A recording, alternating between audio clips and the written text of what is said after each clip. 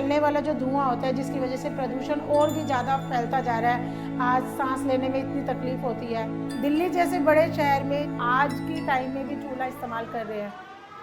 मैं पिछले 15 सालों से पिछड़ी जाति के लोगों के साथ काम कर रही हूँ। मुझे बहुत बुरा लगता है जब मैं उनके साथ काम करते वक्त उनकी परेशानियों को, परिस्थितियों को देखती हूँ, समझती हूँ। समझते हुए भी उनको दूर नहीं कर पाती।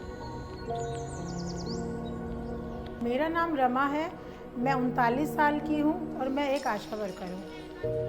बहुत सी लेडीज़ों ने, बहुओं ने मुझसे ये बोला कि कौन चूल्हे पे बनाना चाहता है, हम भी चाहते हैं कि हम भी गैस सिलेंडर पे बनाएं। हमारे दादा परजा सब चले आ रहे हैं खाते, तो हम सौंध की रोटी चूल्हे की खाएंगे।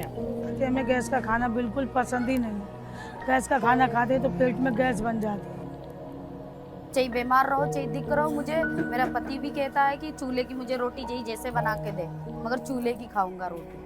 अंगीठी पे हाथ सेकते हैं, पानी गर्म करते हैं, दूध गर्म करते हैं और हुक्का पीते हैं हाथ से लगा कर। अपनी बहुओं को, बेटियों को उसमें झोंक रहे हैं। उनको ये नहीं पता कि उनके स्वास्थ्य पे कितना बड़ा असर पड़ रहा है। तो उनका कहीं ना कहीं मानना है कि चूल्हे पे बनी रोटी स्वास्थ्य के लिए अच्छी होती है, जबकि उनको नहीं पता कि चूल्हा उनका बच्चों का या परिवार के अन्य सदस्यों पे भी कितना हावी होता है, उससे कितनी बीमारियां होती है। कई औरतों के हाथ जल जाते हैं।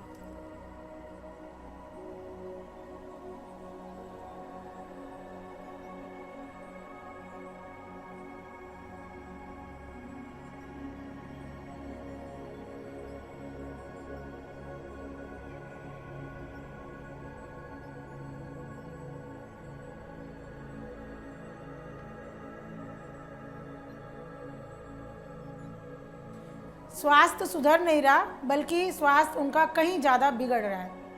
रोटी वोटी बनाती हूँ तो बहुत बुरा धुआं लगता है, आंसू आने लगते हैं धुएं से।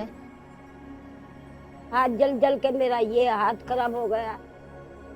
वो मैंने रोटी बनाया था, ये आ गई, अब इसलिए मैं छौंकने लगी सब्जी वब्जी, तो इसके चिंगारी पड़ गया, सारे कपड़े जल गए थे। ये है कि भगवान घर से मेरी लड़की लौटी है। शायद उनको पता भी नहीं है कि अगर कोई पर्सन 400 सिगरेट पीता है और जो उसका धुआं उसके फेफड़ों में जा रहा है, और वो एक महिला जब एक वक्त का चूल्हा जलाती है और वो जो धुआं उसके शरीर में जा रहा है, दोनों एक सिमिलर है कि 400 सिगरेट उस औरत ने एक टाइम में स्मोक कर ली।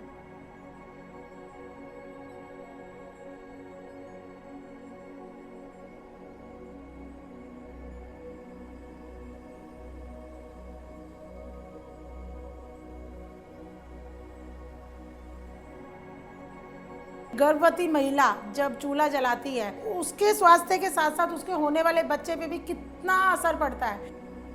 पेट से हूँ, डॉक्टर ने मुझे मना किया है कि तुम चूल्हे पे खाना मत बनाया करो। फूंक मारती हूँ तब बच्चे पे असर भी पड़ता है, दर्द भी होता है पेट में।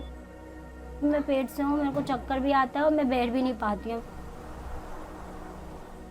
हमारे सीमेंट के ना चले गए थे थोड़ा धुआं सीने में, तो इसी से ब्लेड आने लगा था। डॉक्टर ने, हमने बहुत जगह इलाज करा तो डॉक्टर ने मना कर दिया था कि बच्चे को ठीक होना बहुत मुश्किल। 12 साल के लड़के की डेथ हो गई। चूल्हा जलाने से समस्या जो उत्पन्न होती है, बीमारी जो उत्पन्न होती है, तो हम आशा वर्कर उनको डिस्पेंसरी से या अपनी पहुंच तक जो हॉस्पिटल है वहाँ तक उनको ले जाते हैं, दवाई वगैरह दिलवा देते हैं। जिस समाज में लोगों के पास इतना पैसा नहीं है कि वो अपनी छोटी छोटी जरूरतों को पूरा कर सके, आप बताइए कि वो अपने इलाज पे कहाँ पैसा खर्च करने के लिए कहाँ से लाए पैसा।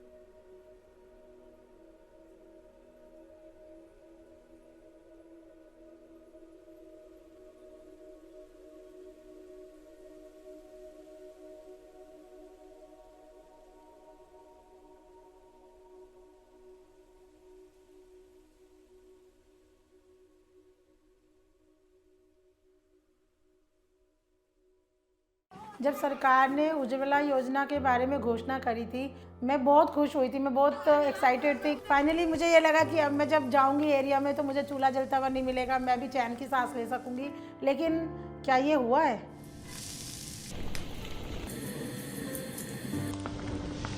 जो एक परिवार अपने खाने की ज़रूरतों को पूरी नहीं कर पा रहा, वो 1000 रुपये का सिलेंडर खरीद पाएगा?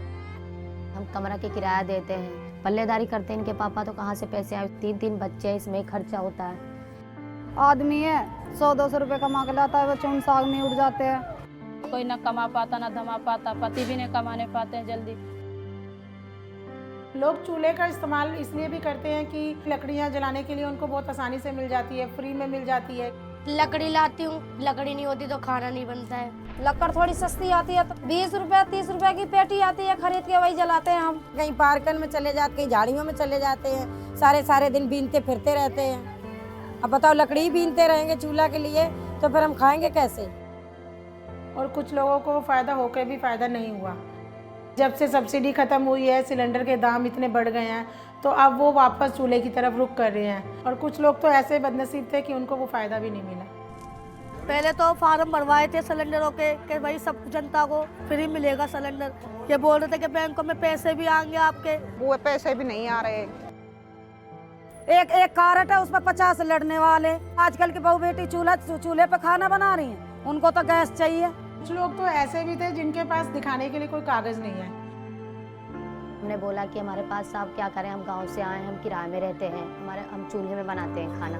तो मैं कह रहा यहाँ से जाओ, अब यहाँ पे नहीं जमा हो रहे हैं, निकलो यहाँ से, अब बंद हो गए हैं, अब नहीं जमा होंगे फार्म। उसके पास राशन है, आधार कार्ड है, पहचान पत्र है, ससुर के हैं, मेरे पास नहीं है। तो वो मुझसे आके बोलते हैं, दीदी अगर मेरे पास आधार कार्ड नहीं रहेगा तो क्या मुझे गैस सिलेंडर नहीं मिलेगा? क्या मैं कभी गैस सिलेंडर पे खाना नहीं बनाऊंगी? क्या मेरा कोई हक नहीं है? सब लोगों ने बताया फ्री मिल रहा है।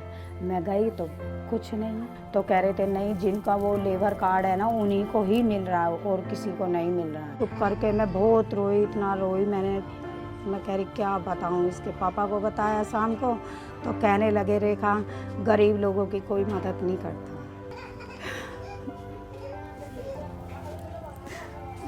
मुझे कोई तो समझा दो कि गरीब की परिभाषा होती क्या है।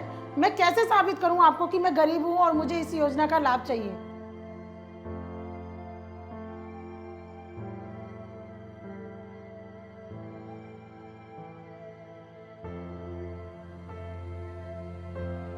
महीने के अंत में जब उनके पास 100 रुपये नहीं बचता, 1 सिलेंडर या 2 सिलेंडर आपने दिए, वो खत्म हो गए, तो तीसरा सिलेंडर लेने के लिए वो 1000 रुपये कहाँ से ला?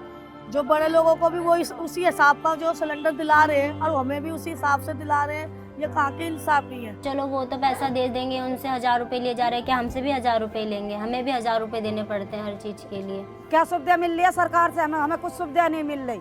अगर सरकार उज्ज्वला योजना को आगे बढ़ाना चाहती है, आगे चलाना चाहती हैं, तो मुझे लगता है कि शायद सरकार को अपना बजट थोड़ा बढ़ाना चाहिए। रिफिल का रेट जो है वो कम कर दिया जाए, जिससे कि हर आम आदमी, गरीब आदमी की पहुंच में गैस सिलेंडर हो, वो उसका ईजिली इस्तेमाल कर सके। पूरे देश के कोने कोने में जहां पर भी चूल्हा जल रहा है, सरकार को इस मुद्दे पे सोचना चाहिए, सिलेंडर के दाम कम करने चाहिए। हमारे देश में कहते हैं कि जैसा खाए अन्न वैसा रहे मन। एक ऐसा भविष्य हो जिसमें साफ वातावरण में जीने का हक हो।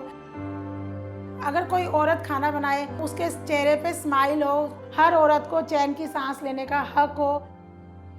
मैं बस ये चाहती हूँ कि हम एक ऐसे भविष्य की तरफ बढ़े जहाँ पर औरतें खुश हो, हमारा जो समाज है वो प्रदूषण मुक्त हो और जो हमारी आने वाली जो पीढ़ी है वो स्वस्थ हो। बस इतना ही चाहती हूँ मैं।